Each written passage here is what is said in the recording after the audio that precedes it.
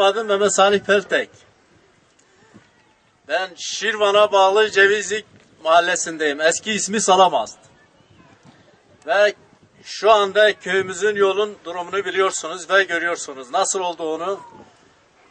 Yağışlı havalardan yolumuz hep çamurdur. Yani taşımacılık yapan yeğenim zincir bağlayarak yağışlı günlerde ondan sonra köye gidip geliyor. Yani bizim ulaşım çok zordur.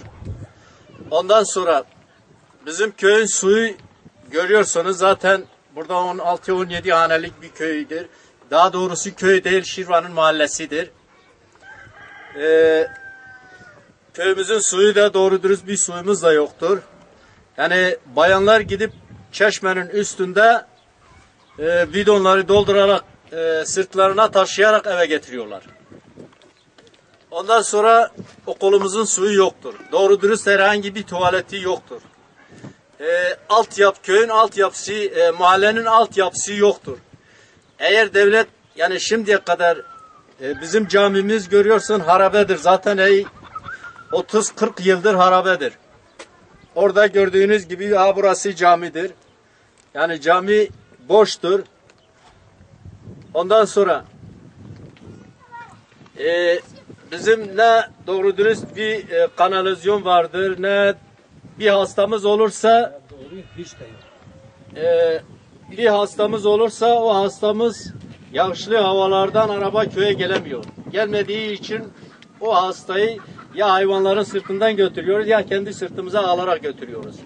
Burada en az 2000-3000 küçük baş hayvan bulunmaktadır ve yağışlı havalardan eğer bu hayvanların tabi kışın yemle besliyoruz. Arpa, saman, bu arpa saman kalmayınca getirip yolun 2-3 kilometre uzakta asfalt yolunda orada hepsini indiriyoruz ve hayvanların sırtında köye getiriyoruz.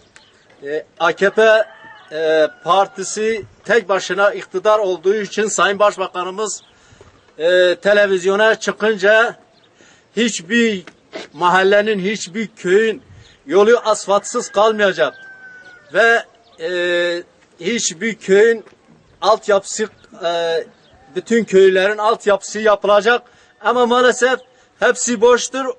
Oradaki konuşmadır yani başka bir şey yoktur. Ama belki de suç onda değil, buradaki görevlidedir. Çünkü buradaki görevli ve Sayın Belediye Başkanı biz Şirvan'a mahalle olduğumuz için hangi kuruma gidiyoruz? Belediyeyi bize gösteriyor. Ama maalesef belediyede bizim için hiçbir şey yapılmıyor. Yani şimdiye kadar hiçbir şey yapılmamış.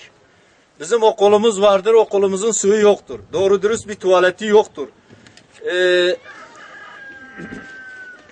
Ondan sonra liseye giden öğrencilerimiz bir iki tane vardır şu anda. Onlar da ya Yatlı Bölge Okulu'nda kalıyor veyahut da okunmuyor.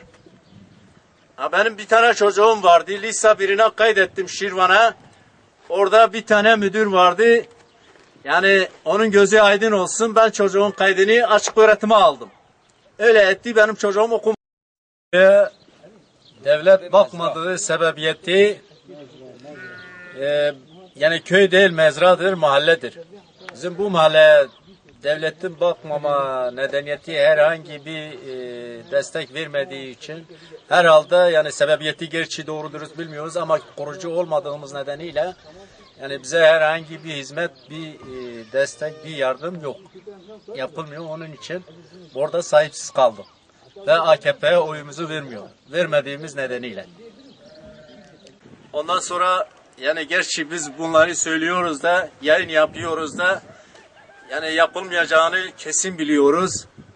Ama bu yetkili kişiler biraz utansın ve bilsinler. Yani gerçi biliyorlar, bizden daha iyi biliyorlar ama onlarda biraz utanma olsun. Eğer utanma yüzü olursa utanacaklar. Köyümüzün halini görünce, köy değil daha doğrusu pardon, yani mezradır.